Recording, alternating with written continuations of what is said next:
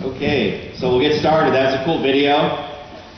Great way to kick off ISTA 2013. I want to thank everyone for coming. My name is Jason Beres. I'm going to kick off the event today with the keynote, and then we have a whole day full of tracks and awesome speakers and hands-on labs to introduce everyone to sort of the next generation of thought leadership and what's happening in testing.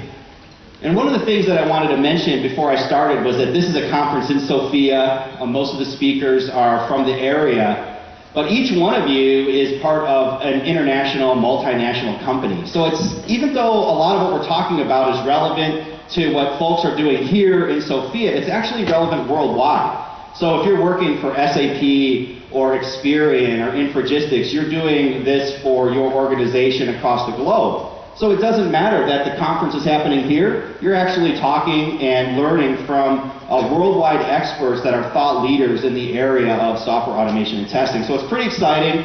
This is an exciting day. I'm really honored to be asked to do the keynote today. And we're going to do something a little different with the keynote. Normally it's a testing conference, software automation, so you see a lot of metrics about testing and how to do it better. What I'm really going to talk about is sort of high performance management, achieving consistent results over time. But it's very relevant to what you guys do every day, and I hope it sort of inspires you to get more excited about the rest of the day and take this forward in your role. So a little bit about me. I'm the Senior VP of Developer Tools at Infragistics, one of the sponsors today. All the sponsors are here on the bottom. They made this event possible. Many of the sponsors have speakers here, and you're going to learn about how these big organizations actually drive quality and drive the experience of great software in their companies. I've been in the industry for 23 years. I put in a professional capacity because I've actually been paid for 23 years, not at home working on my Atari, writing games, things like that. This is actually been doing this for quite a while in a variety of roles, from being a developer, doing testing, and then finally up into more management and worrying about P&Ls and all these other things. I've published a bunch of different books on different platforms, different topics, different concepts from different publishers over the last 10 or 15 years. Some of them from McGraw-Hill, Wiley Rock, some of the publishers that you guys probably use every day. So this talk we're going to do today, how can you achieve better results over time? That's a good question. We're asked to do more with less than what we've had before. We have less people on our team than we did 5 years ago. Every business is saying, how can software save us time, save us money? How can automation get us to that next level of success? But I don't want to go and hire 20 new people to get it done. We don't want to do it the manual way. So you are being tasked with actually achieving better results over time. I'm going to show you examples of this. So companies that have actually succeeded doing this concept that we're going to talk about today. Why does it matter? So you'll get a good grasp of that. What are the steps, and then what are the resources that you can learn from? So my talk is actually based on a chapter in a book called Great by Choice by Jim Collins, and it's on a concept called the SMAC recipe. And we're going to talk about the SMAC recipe throughout today's talk. But this isn't a book that your typical software developer would go buy. This is a book that your typical manager would go buy, or your typical CEO who's trying to drive his business. But the reason I thought it was relevant to today's discussion on quality, software automation, achieving consistent results over time, is that you guys are actually in charge of your organizations. You're the CEO of your group.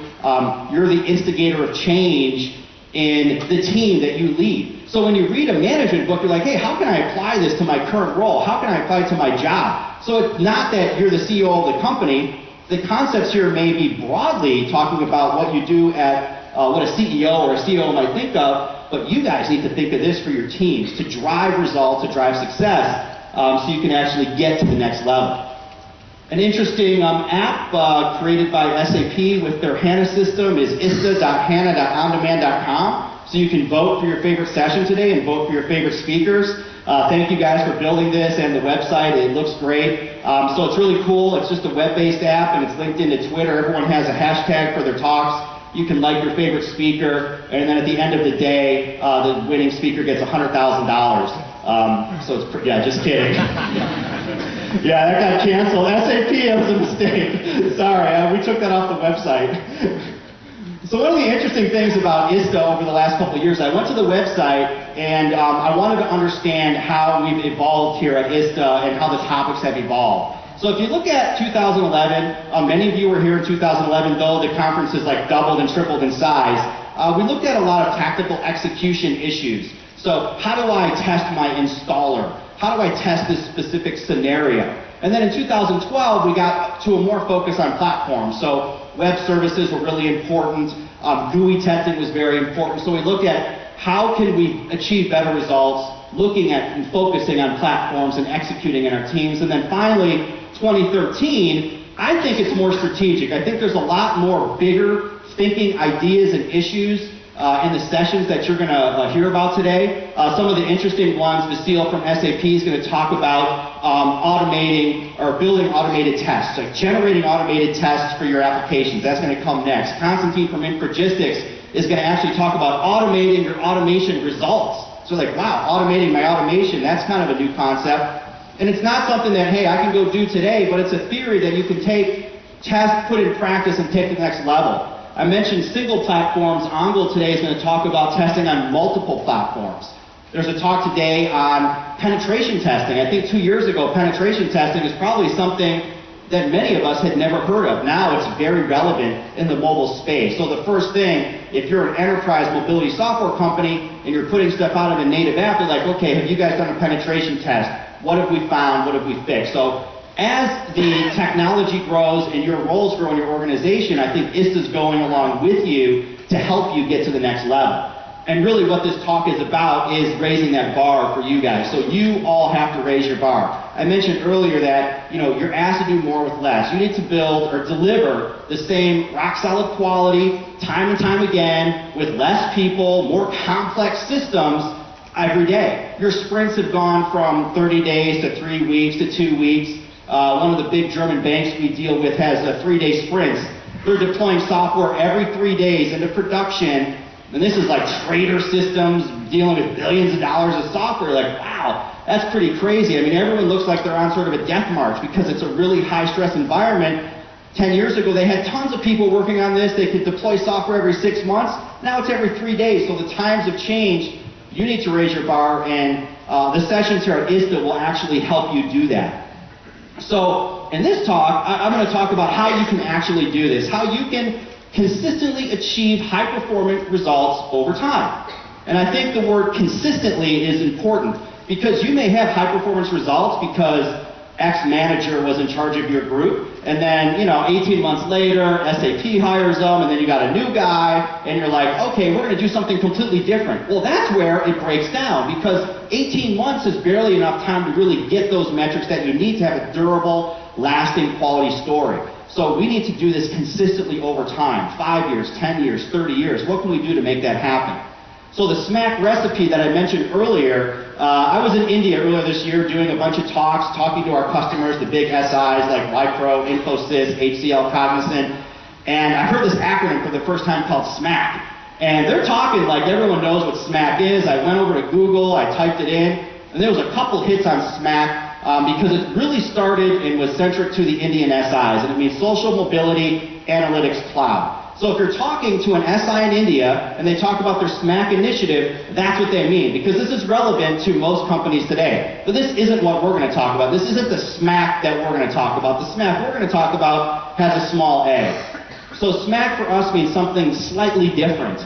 It means, in the context of consistently achieving high performance, having a specific, methodical, and consistent way of executing on what we need to deliver. So from a software developer perspective, from a quality assurance perspective, you're like, hey, this is the stuff we think about all the time. We're very methodical. We have detailed steps on how to achieve our tasks. But at the end of the day, there's something unique to this concept of a SMAC recipe that has driven success for some of the biggest companies over the last 30 and 40 years. So what does SMAC actually mean? I've highlighted the important words here. So SMAC is a set of durable operating practices. Durable meaning the key word here, and I want to stress that over and over again in today's talk. So durable means this will stand the test of time. We've poked a bunch of holes in it, and we've gotten to something that actually works, that we can maybe swap out a few things, but the principle exists and will exist over time. So it's a set of durable operating practices that create a replicable and consistent success formula. So we can do this over and over again. The next line, that is clear and concrete. So when you're dealing with a team, as you guys know, as an individual member of a team or a manager, if it's not clear and it's not concrete, people are just going to scratch their head. They're going to work for days, weeks, months, and you're not going to get what you expect. So we have to be clear about what we're asking for. It needs to be concrete, something I can grab with my hands and actually do. It can't be something, wishful thinking like we will cure every major disease on the planet. Well, that's not concrete enough. What Bill Gates said, I will cure malaria before I die. Oh, that's pretty concrete. That's pretty exact. And he's got a goal. He's got enough money to do it. But that's the idea. That could be an item in your SMAC recipe. And then finally, enabling your enterprise to unify and organize its efforts. We're going to talk about this a little bit later, but the idea here is you can do all this work, you can have a great set of principles of operating practices, but unless you get your team on the bus and that bus is moving and everyone in that bus is moving in the same direction, you're not going to get the results that you expect. So this is all about being a leader, being an individual contributor who's still a leader in your group to drive success with this SMAC recipe. So let's look at some successful examples. And what I did is I took a picture of the book. Again, the book is great by choice, and this is in one of the pages. But the concept of the book, it's about 300 pages, is the author looked at 14 companies over a 30-year period, 7 companies that were called 10Xers, that exceeded by 10 times the market and their competition, and then the 7 companies that they basically trounced. So the way that you can look at this in sort of a clearer way is right here. The value of $10,000 invested. Okay, if you did that for Amgen in 1980, in 2002 you'd have $4.5 million bucks. That's a pretty good investment. Intel, look at that. If you invested 10 grand, you would have had 3.9 million. But there's 2 outliers here. Microsoft and Southwest Airlines. Look at Microsoft. Microsoft would have netted you $10.6 million in 2002 had you invested $10,000 in 1975. Microsoft was the fastest growing, most successful software company, arguably of all time, and we'll talk about Apple in a second, but it outperformed its market over that time period by 56 times. It outperformed the industry by 118 times. Imagine that. Look at Southwest. Southwest, in an age where airlines constantly have no money, they're limiting the services that you get, they cancel flights, Southwest has always made money. An interesting story about Southwest is that in the U.S. after 9/11 occurred, Southwest never canceled a flight once operations got going. Every other airline canceled flights because they didn't have any money. They literally lived day to day. Like, if we don't have all these flights tomorrow, we're going to run out of money. And that's the problem. Southwest never had that problem. The reason these companies were successful is because they had a SMAC recipe. They had a set of operating practices that were durable, that stood the test of time, that were clear and concrete, that everyone in the company could grasp onto and drive to success. So going back to Microsoft, Apple, of course, is the story in the last 7 or 8 years. In the same time period, 1975 to 2002, or it might have been 79 or whatever, 2002, Apple performed 80% below the market, where Microsoft performed 56 higher than the market, 118 times its industry. And now you think about what happened at Apple over those time periods. They had 2 or 3 CEOs. They had so many products. Remember the Lisa? Remember they had the little note writing pad? They didn't know what the heck they were doing. They didn't know if they were going to do the Mac. They didn't know about the Apple II. They were a confused company. Intel, same thing. Intel outperformed. They were competing against AMD. AMD changed their marketing every 2 years. They changed their story every 2 years. Their employees were just thrashed. We hear this all the time. I'm thrashed, I can't do my job. Well, imagine an organization shifting its entire message and theme every couple of years because they're not sure about the market or the leadership isn't sure what to do. So it's an issue. So if we stick to a SMAC recipe, we'll have success. So here I have a few examples. These are more concrete, more things that we deal with every day, but they hit home. So this is the power of 0044CC. On Bing, Microsoft lost $80 million in ad revenue because of the shade of blue in their hyperlinks.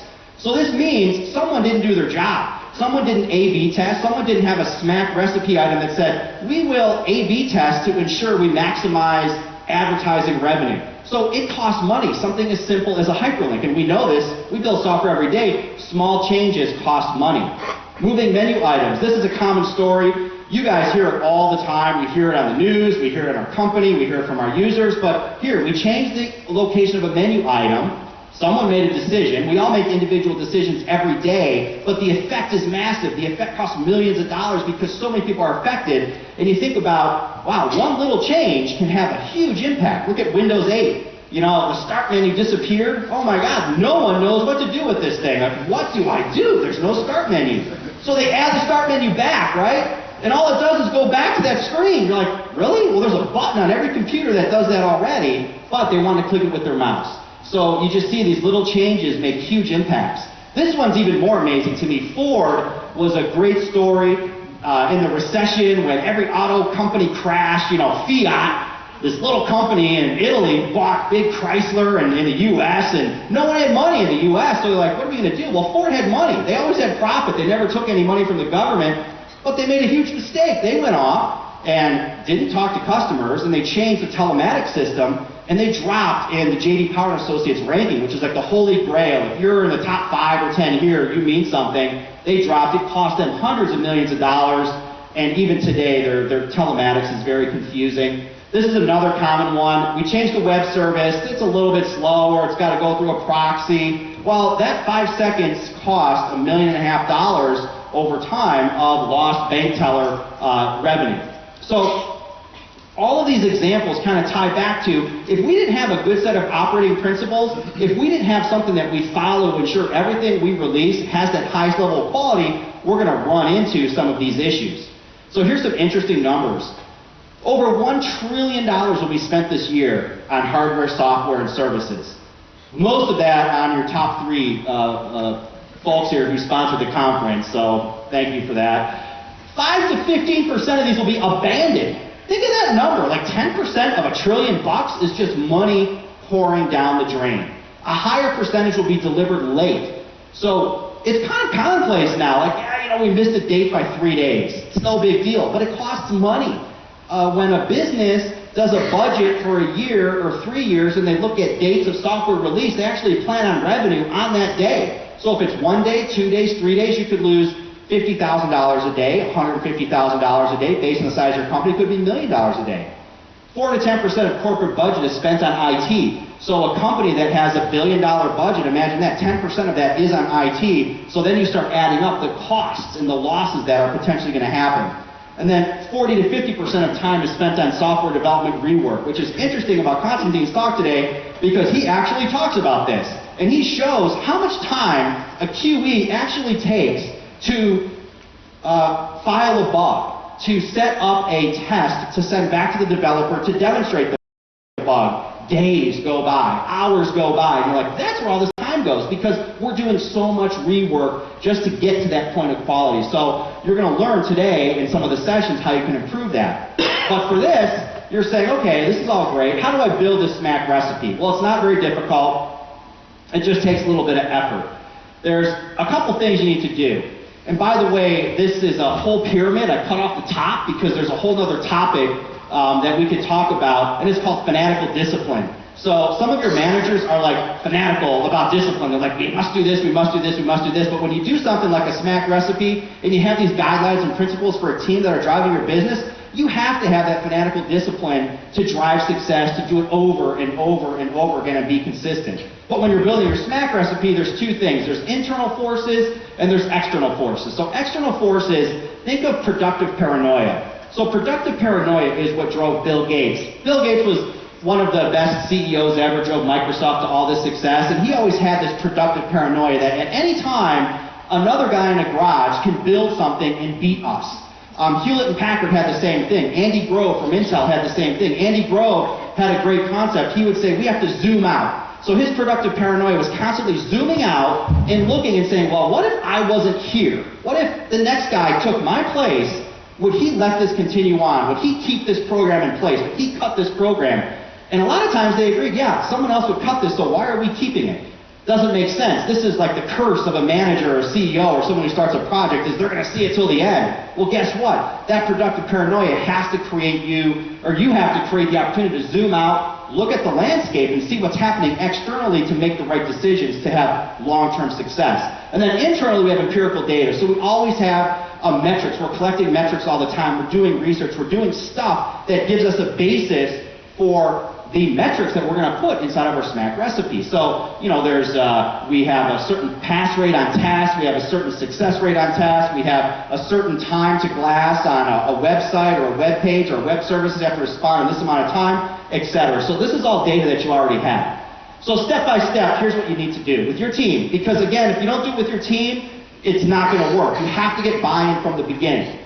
So list successes you've achieved and list disappointments or failures you have. And then with that, you correlate. So why were my successes successful? Why were my failures a failure? And then what were the common ingredients? So in every success, what did we see common? In every failure, what was common? And obviously those failures you could turn into a statement that makes it a positive. And then in the successes, you want to take that and create a big goal that you can put as one of your SMAC recipe items. So once we do all this work, start poking holes in it. Say, okay, out of this list, what can actually last 5 years, 10 years, 30 years? Because think about it. In Good to Great, Great by Choice, and Built to Last, this analysis was done over a 30-year period. You're like, 30 years, wait a minute. 30 years, we're going to be using different technology. There's going to be all kinds of different stuff happening in what we do today. That's true. But the underlying principle of what you want to achieve shouldn't change. The technology can change. Technology changes every day. We're always chasing it. We have no choice. It's like today, there's a new JavaScript framework popping up every day. There's new testing ideas popping up every day. So you can't say that we're going to base our principle on technology, because that won't work. So then you do this work, and then you come up with 8 to 12 items. And that ends up being your SMAC recipe. So what I did is I took some of the successes from the book, and I made a few up, just to be topical, to inspire you on maybe what you could put inside of your SMAC recipes.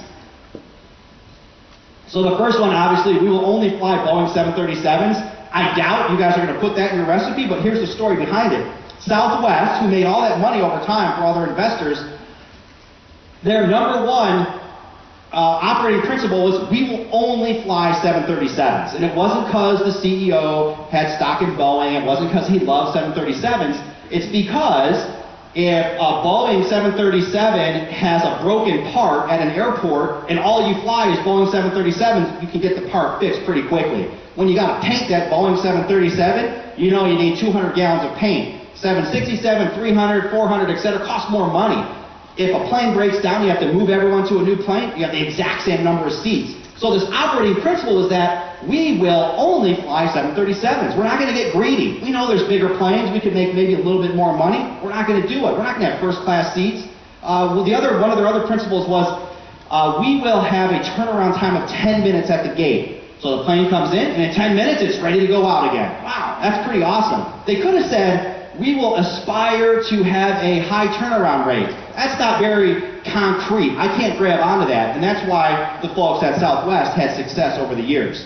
So we will ship 0 customer bugs. A control must be bound to data in less than 2 steps. New account registration must take less than 1 minute. So it doesn't matter what sales wants, what marketing wants, you need to get this done in less than 1 minute. How are you going to make it happen? Screen to glass, less than 5 seconds. You're like, oh, we got this new JavaScript library. It's awesome. It does this rotating thing in 3D, but it makes screen to glass in 2.5 seconds. Well, that's not good. Send it back. It needs to be less than half a second. So these are just some ideas that you can take and start building your own SMAC recipes with. The second one from the bottom, avoid markets with powerful entrenched competitors. This is one of Intel's SMAC recipe items. Now, it is not, specific on revenue, it's not specific on the technology, but they're like, hey, wait a minute. We have N number of resources. Let's not go after something where it's going to be really hard to compete or really hard to win over. They don't want to say, well, this is a 30-year plan and we're going to win that market. No, let's go where we can actually have success in a relative short period of time. So the success factors, I talked about this earlier, and this is about getting people on the bus. So getting people on the bus is your first job.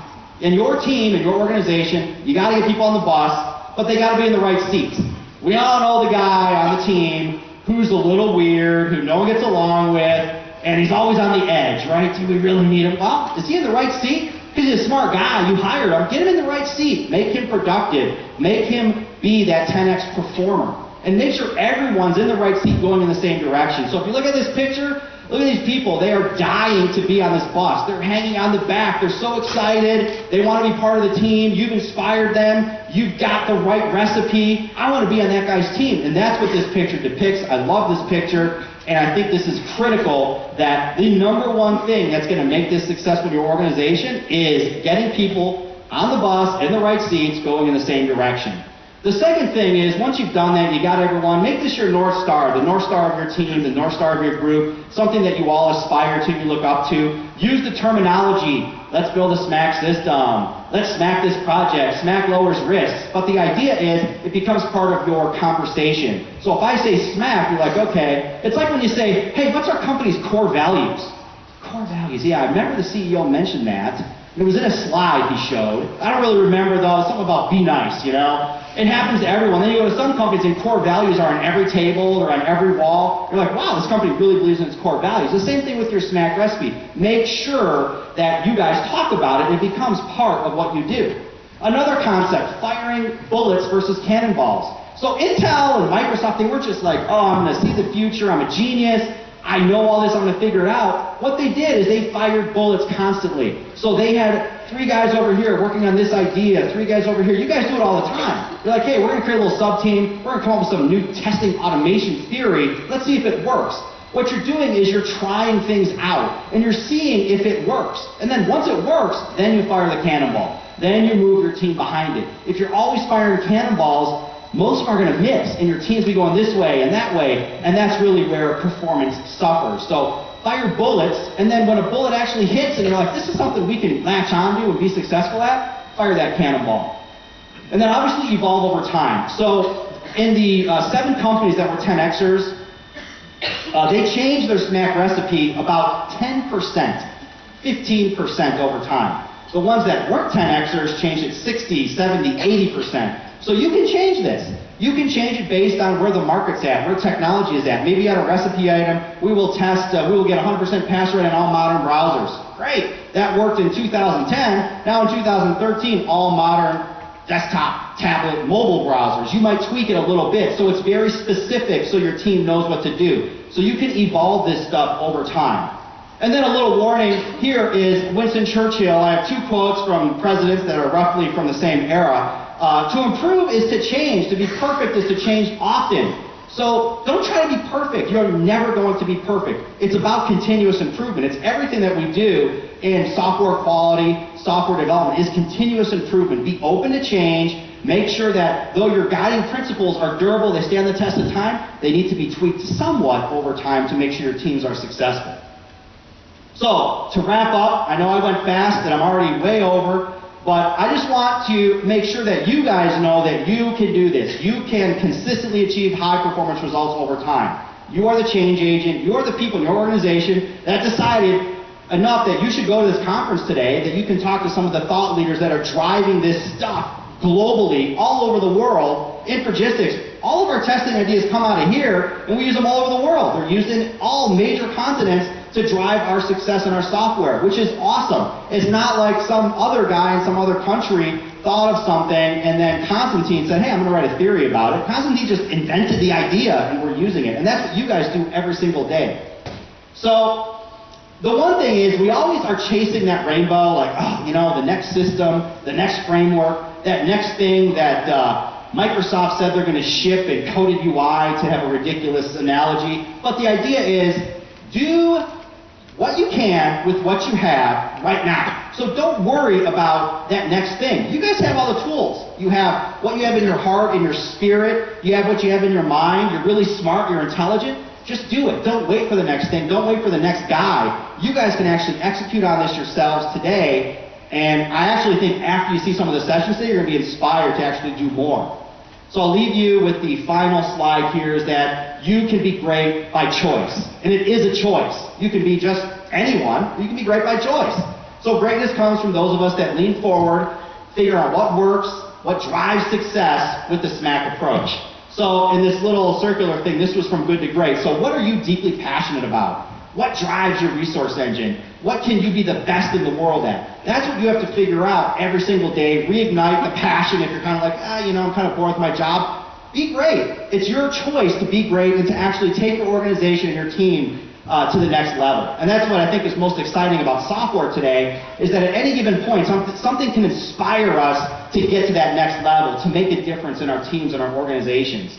So the resources, it's very simple. This book is based off of a chapter in Great by Choice.